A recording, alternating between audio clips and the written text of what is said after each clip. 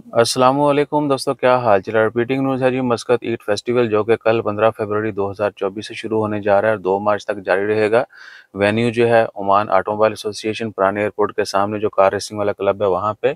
Even के car drifting के जो मुकाबला जाते हैं वो भी वहाँ पे हो रहे हैं और भी बहुत सारे इंटरटेनमेंट के वहाँ पे ज़राए मौजूद हैं। सो मस्कत ईद फेस्टिवल ये खाने पीने के लिहाज से जो है बहुत बड़ा फेस्टिवल है और कल से इसका आगाज़ होगा। वीकेंड्स के ऊपर यानी जुमेरात जुमा हफ्ता स्पेशल एक्टिविटीज़ हुआ करेंगी। उनकी तफसीलात कुछ इस तरह से हैं। पहली चीज़ तो ये है कि आप इनके सोशल मीडिया पेज पे जाके सारी एक्टिविटीज़ के मतलब और बाकी जो भी कह लें कि पूरा स्केड्यूल है वो देख सकते हैं। और उसके बाद डे 2 ये एक्टिविटी हैं। फिर 17 फरवरी को कुछ ऐसी एक्टिविटीज़ हैं। तो आप इनके सोशल मीडिया पेजेस के ऊपर जाके जो है पूरी तफसीलात देख सकते हैं। और इसमें सिर्फ खाने के हवाले से नहीं और बहुत सारे भी हैं। इंटरटेनमेंट के हवाले से खाने के कंपटीशन भी हैं, ठीक है, बच्चों के बड़ों के।